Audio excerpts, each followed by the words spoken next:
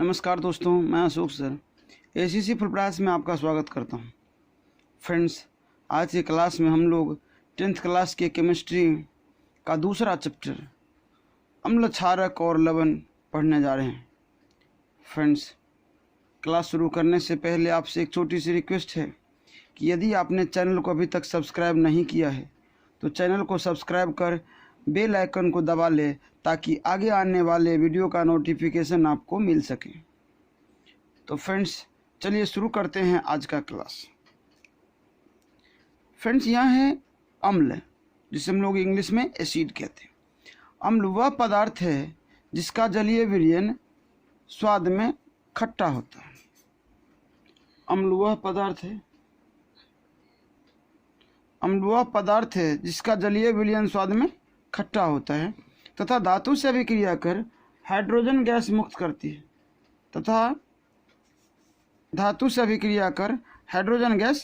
करती है यह नीले लिटमस पत्र को लाल कर देता है तथा इसका जलीय विलयन विद्युत के सुचालक होते हैं।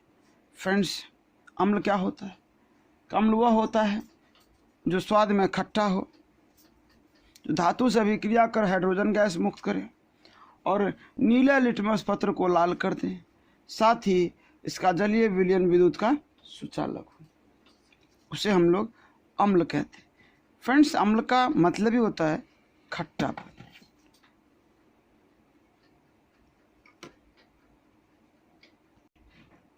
फ्रेंड्स, हमारा अगला टॉपिक है कि प्रकृति में पाए जाने वाले कुछ पदार्थ एवं उसमें उपस्थित अम्ल। फ्रेंड्स, प्रकृति के कुछ ऐसे पदार्थ हैं जिनमें विभिन्न प्रकार के अम्ल पाए जाते हैं। जैसे देखिए, सिरका में पाए जाते हैं एसिटिक अम्ल, संतरा में पाए जाते हैं साइट्रिक अथवा सिट्रिक अम्ल, नींबू में भी पाए जाते हैं साइट्रिक अथवा सिट्रिक अम्ल, टमाटर में पाए जाते हैं ऑक्जेलिक अम्ल, इमली में टार्टरिक अम्ल पाए जाते हैं, अंगूर में भी टार्टरिक अम्ल पाए जाते हैं, दही में लैक्टिक अम्ल पाए जाते हैं, लाल चींटी के डंक मिथेनोइक अथवा फॉर्मिक अम्ल पाए जाते हैं, नेटल का डंक में भी मिथेनोइक अम्ल पाया जाता है। फ्रेंड्स, नेटल हम उसे कहते हैं जिसे लोकल भाषा में हम कबछुआ के नाम से जानते हैं। नेटल को फ्रेंड्स हम लोकल भाषा में कबछुआ के नाम से जानते हैं। चाय में फ्रेंड्स टैनिक अम्ल पाए जाते हैं, जठर रस में हाइड्रोक्लोरिक अम्ल रहते हैं और विटामिन सी एस्कॉर्बिक अम्ल है और सी में मैलिक अम्ल पाए जाते हैं। तो ये था फ्रेंड्स प्रकृति में पाए जाने वाले कुछ पदार्थ और उसमें उपस्थित अम्ल। ये थे प्रकृति में पाए जाने वाले कुछ पदार्थ और उसके में उपस्थित अम्ल। तो फ्रेंड्स, यहाँ का टॉपिक हमारा कि अम्ल के प्रकार, मतलब क्या कि अम्ल कितने प्रकार के होते हैं। तो फ्रेंड्स देखिए, तत्वों की उपस्थिति के आधार पर अम्ल दो प्रकार के होते हैं। तत्वों की उपस्थिति के आधार पर अम्ल दो प्रकार के होते हैं। पहला है ऑक्सी अम्ल और दूसरा है हाइड्रा अम्ल। तो फ्रेंड्स, हम लोग ऑक्सी अम्ल के बारे में जानें कि वैसे अम्ल जिसमें हाइड्रोजन एवं ऑक्सीजन दोनों तत्व उपस्थित होते हैं। वैसे अम्ल जिसमें हाइड्रोजन एवं ऑक्सीजन दोनों तत्व उपस्थित होते हैं उसे ऑक्सी अम्ल कहते हैं। जैसे नाइट्रिक अम्ल, सल्फ्यूरिक अम्ल, फास्फोरिक अम्ल आदि, ये सभी फ्रेंड्स ऑक्सी अम्ल कहलाते हैं।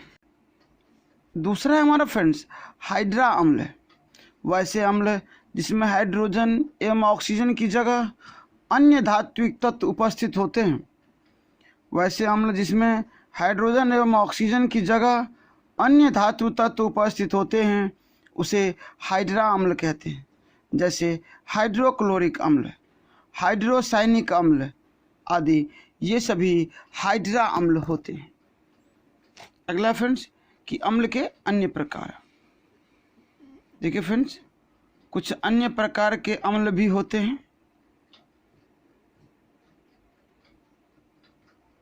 तो पहला हमारा कार्बनिक एवं अकार्बनिक अम्ल।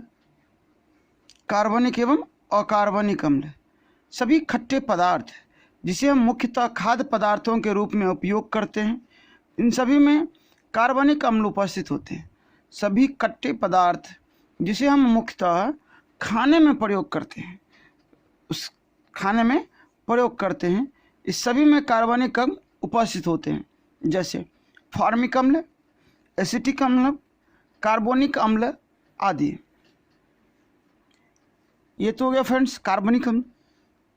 अगला है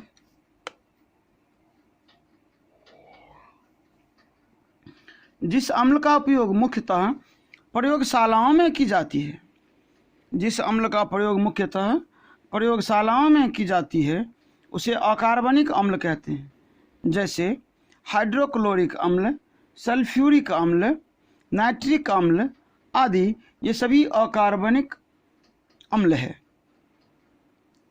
फ्रेंड्स, अकार्बनिक अम्ल को खनिज अम्ल भी कहते हैं। अकार्बनिक अम्ल को खनिज अम्ल भी कहते हैं। हमारे पेट में पाए जाने वाले जठर रस में हाइड्रोक्लोरिक अम्ल उपस्थित होते हैं। फ्रेंड्स, क्या होता है कि जो रस हमारे जठर रस के नाम से जाना जाता है, जो जठर ग्रंथियों में पाई जाती है, उसे हम लोग जठर रस कहते हैं। और इसमें हाइड्रोक्लोरिक अम्ल उपस्थित होते हैं जो भोजन के पाचन में सहायक होता है। जठर रस भोजन के पाचन में सहायक होता है। अगला सांद्र एवं तनु अम्ल। सांद्र एवं तनु अम्ल। फ्रेंड्स, किसी भी अम्ल का उपयोग जल के विलयन के रूप में होता है। किसी भी अम्ल का उपयोग जल के विलयन के रूप में होता है। जब विलयन में अम्ल की मात्रा अधिक होती है, जब विलयन में अम्ल की मात्रा अधिक होती है तो उस विलयन को सांद्र विलयन कहते हैं। उस विलयन को सांद्र विलयन कहते हैं। लेकिन जब अम्ल की मात्रा अल्प होती है तो यह अम्लीय विलयन तनु अम्ल कहलाता है। जिस विलयन में अम्ल की मात्रा बहुत कम होती है, अति अल्प होती है, उसे तनु अम्ल कहते हैं। अगला फ्रेंड्स, प्रबल एवं दुर्बल अम्ल। प्रबल एवं दुर्बल अम्ल। कुछ अम्ल जल में घोलने पर पूर्ण रूप से वियोजित हो जाते हैं। कुछ अम्ल जल में घोलने पर पूर्ण रूप से वियोजित हो जाते हैं एवं बड़े मात्रा में हाइड्रोजन आयन उत्पन्न करते हैं, एवं अधिक मात्रा में हाइड्रोजन आयन उत्पन्न करते हैं, जिसके कारण ऐसे अम्ल को प्रबल अम्ल कहते हैं। जैसे हाइड्रोक्लोरिक अम्ल, नाइट्रिक अम्ल, सल्फ्यूरिक अम्ल आदि अकार्बनिक अम्ल प्रबल अम्ल कहलाते हैं। आदि अकार्बनिक अम्ल प्रबल अम्ल कहलाते हैं। अगला है ऐसा अम्ल जिसे जल में घोलने पर पूर्ण रूप से वियोजित नहीं होते हैं, दुर्बल अम्ल कहते हैं। जो अम्ल जल में घोलने पर पूर्ण रूप से वियोजित ना हो और अल्प अर्थात थोड़ी मात्रा में हाइड्रोजन उत्पन्न करें, उसे दुर्बल अम्ल कहते हैं। जैसे कार्बोनिक अम्ल, मेथेनोइक अम्ल, एसिटिक अम्ल आदि कार्बनिक दुर्बल अम्ल है।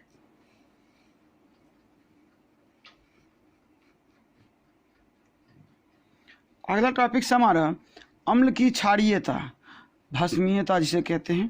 तो अम्ल की क्षारीयता, किसी अम्ल की क्षारकता उसके प्रत्येक कणों, किसी अम्ल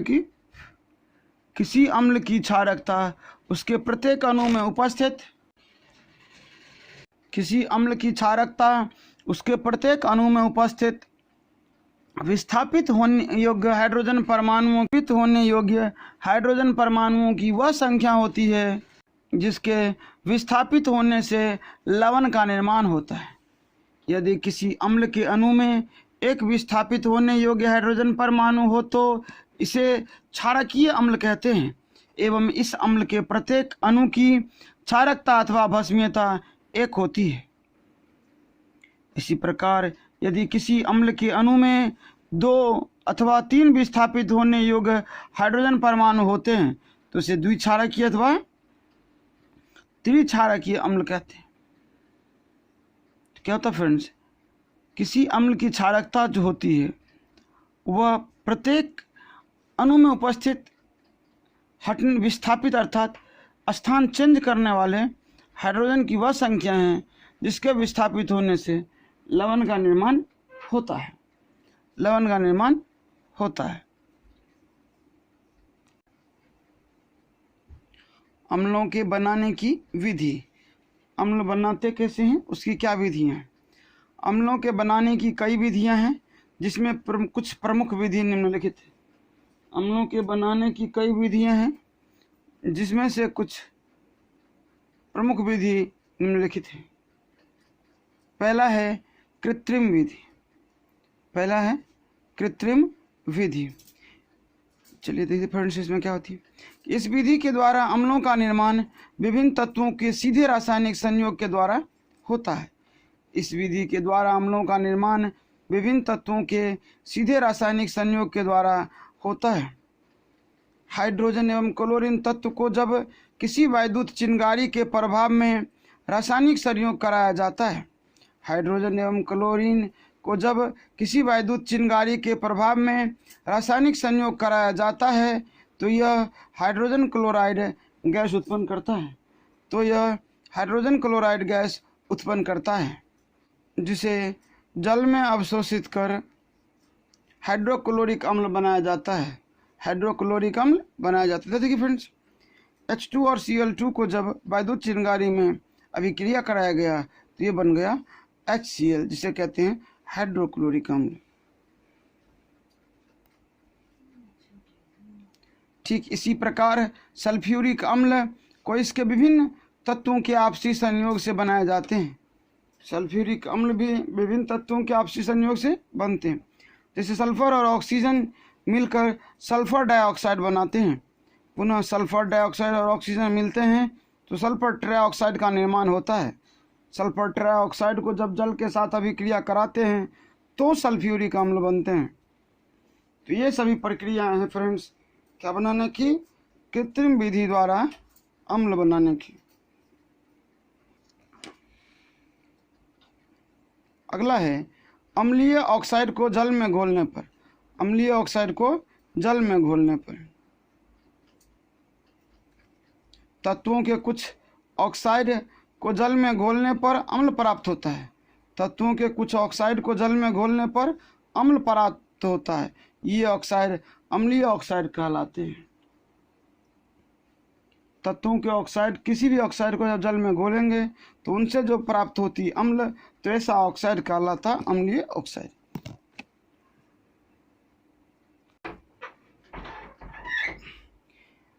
यहाँ पर SO3 सल्फर ट्राइऑक्साइड को जब जल में घोलते हैं तो सल्फ्यूरिक अम्ल भी प्राप्त होता है। तो यहाँ पर उसकी अभिक्रिया है, वो आप देख लीजिए। अगला है किसी अम्ल के किसी दूसरे अम्ल के लवण पर अभिक्रिया से भी प्राप्त होती है अम्ल। तो क्या होता है, सामान्य उच्च क्वथनांक वाले अम्ल निम्न क्वथनांक वाले अम्लों के लवण से रासायनिक संयोग कर, सामान्य उच्च क्वथनांक वाले अम्ल निम्न क्वथनांक वाले अम्लों के लवण से रासायनिक संयोग कर अम्ल का निर्माण करते हैं। देखिए फ्रेंड्स, H2SO4 और NaCl जब अभिक्रिया करता है तो वहाँ पर NaHSO4 एवं HCl अम्ल का ही निर्माण होता है। अम्लों के गुणधर्म। अम्लों के मुख्यतः निम्नलिखित गुणधर्म हैं। अम्लों के मुख्य गुणधर्म जो निम्नलिखित है। पहला, ये स्वाद में खट्टे होते हैं। ये नीले लिटमस पत्र को लाल कर देते हैं। अगला है कि सभी अम्ल जल की उपस्थिति में ही अपनी अम्लीय गुणधर्म को प्रदर्शित करते हैं। फ्रेंड्स, ये सभी जानते हैं कि जो भी वस्तु ये खट्टा लगती है उसे हम अम्ल कहते हैं। वो वस्तु ये अम्लीय वस्तु कहलाती है। अम्ल क्या होती है कि नीले लिटमस पत्र को लाल कर देता है। अगला है सभी अम्ल जल की उपस्थिति में ही अपनी अम्लीय गुणधर्म को प्रदर्शित करते हैं।